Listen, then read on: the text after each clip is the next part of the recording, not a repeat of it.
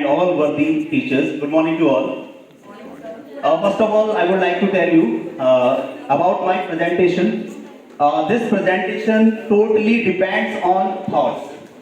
Because हम अपनी class में जब जाते हैं ना, तो हमें ऐसा हो जाता है सारे टीचर्स के साथ कि बच्चों के नाम भी याद नहीं हो पाते। लेकिन हमारी जो एक्टिविटी है, वो बच्चों के नाम तो छोड़ो, बच्चों के अंदर दिमाग में चल क्या है, विचार क्या है, और हर उस बच्चे के विचार को जानने के लिए ये जो एक्टिविटी बनाई है वो आप देख पा रहे होंगे कि जहां पर एक टीचर और स्टूडेंट के बीच में डिस्कशन चल रहा है। वो आर्गुमेंट भी हो सकता है बच्चे ने होमवर्क ना किया हो, उस पर भी हो सकता है एवरेज स्टूडेंट ज्यादा बोल रहा हो, मतलब फालतू का जो भी है नॉनसेंस टॉक बात कर रहा हो, तो उसके लिए हमारा ओनली एंड ओनली सॉल्यूशन जो है वो है डिबेट कॉम्पिटिशन। अब इसका फायदा क्या है? पहला फायदा ये है कि पहले हमने एक टैगलाइन लिखी है जो आप देख पा रहे हो। सर थोड़ा दिखाना सर, इसको थोड़ा घुमाओ। वन चाइल्ड बच्चों को, वन टीचर मीन्स एक टीचर, मीन्स वन चाइल्ड मतलब बच्चे, वन टीचर मतलब एक टीचर, एंड वन थॉट विचार कैन चेंज द वर्ल्ड, दुनिया को बदल सकता है। मतलब जो जैसा सोचता है ना वो वैसा बनता है। तो अब हमें इस बात पर फोकस करना है कि बच्चा हमारा सोच क्या है। अब हम क्या करते हैं, जनरली कुछ भी कंपटीशन कराते हैं, उससे बच्चों को खड़ा कर देते हैं, वो अपने विचार बोल के चले जाते हैं, और बेचारे जो स्लो लर्नर होते हैं वो तालियां बजाते हैं बस। लेकिन हमारे पास तीन प्रॉब्लम है। पहली प्रॉब्लम ये है कि मैम और बच्चों के बीच में आर्गुमेंट्स तक पहुंच गया। आर्गुमेंट्स क्या है कि बच्चों के विचार कुछ अलग है और टीचर के विचार कुछ अलग है।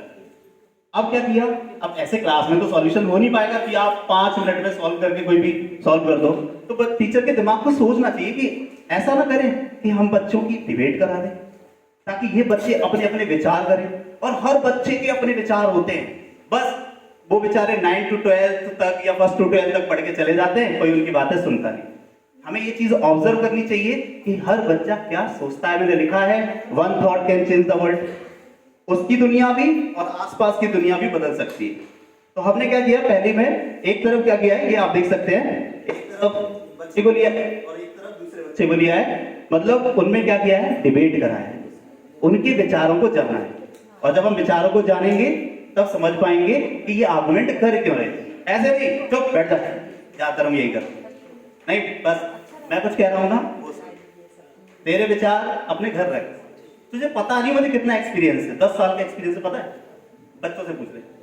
ऐसा कुछ बोलते हैं हम जनरली, या ये कहते हैं बेटा मैं कुछ कह रहा हूं तेरे भले के लिए कह रहा हूं, मतलब उसकी बात को दबा देंगे और कुछ इमोशनली भी उसको बैड टच देते हैं। कैसे, बेटा मैं भले के लिए कह रहा हूं, मेरी बात सुन ले, जो मैंने लिखा दिया वही सही। नहीं, उसको एक बार खड़ा करके बोलने दो, और जब वो बोलेगा ना तो वो वास्तव में आपको भी समझ में आएगा नहीं ये भी कहीं तक ठीक है। तो वो डिबेट से ही निकल सकता, बिना डिबेट के नहीं। दूसरी प्रॉब्लम क्या थी, हम जब भी एक्टिविटीज कराते तो एक एवरेज स्टूडेंट अपना ही बोलता रहता है।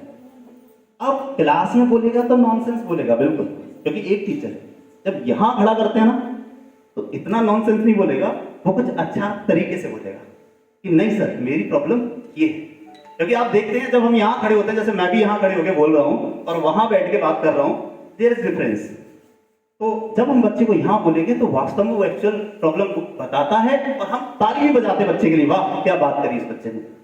तो इसलिए सेकंड सॉल्यूशन जो है, एवरेज स्टूडेंट अगर डिस्टर्ब करता है तो उसकी प्रॉब्लम को जान लो। प्रॉब्लम जानने के बाद एक टीचर जो बीच में बैठा है, ये टीचर सही राह बताएगा कि विच वन इज गुड और विच वन इज बैड। अगर एक तरफ अच्छा बच्चा बैठा है और एक तरफ, मतलब अच्छा नहीं कह सकते, एक तरफ एवरेज बच्चा बैठा है, एक तरफ टॉपर है, टॉपर अपने व्यूज देगा कि होमवर्क करने के क्या फायदे होते हैं सर।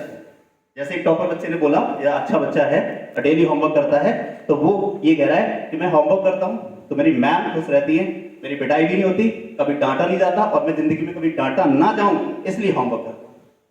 दूसरा जो रीजन दे रहा है वो ये कह रहा है कि मुझे होमवर्क समझ में नहीं आता, क्या करूं मैं, क्या लिखूं सर, मैं खेलने भी चला जाता हूं। मतलब अपनी अपनी प्रॉब्लम्स रखेगा। तो एज अ टीचर हमें ये समझाना होगा कि बेटा अगर आप होमवर्क नहीं कर रहे तो इसके काफी नुकसान है।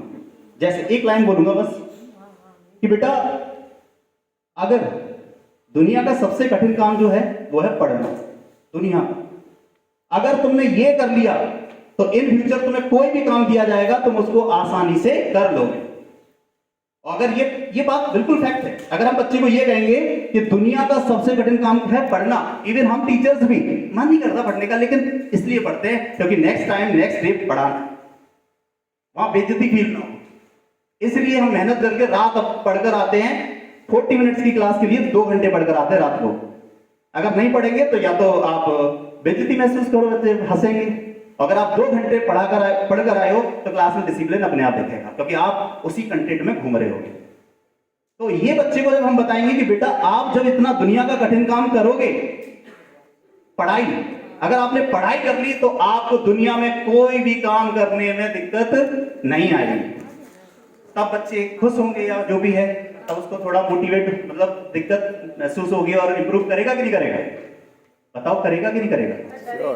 श्योर। डरेगा नहीं? जैसे ना आपने बोल दिया बहुत कठिन काम है, डर जाएगा।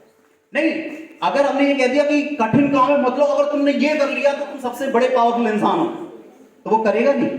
मैं आपसे क्वेश्चन कर रहा हूं। नहीं, मेरे हिसाब से तो डर भी सकता है।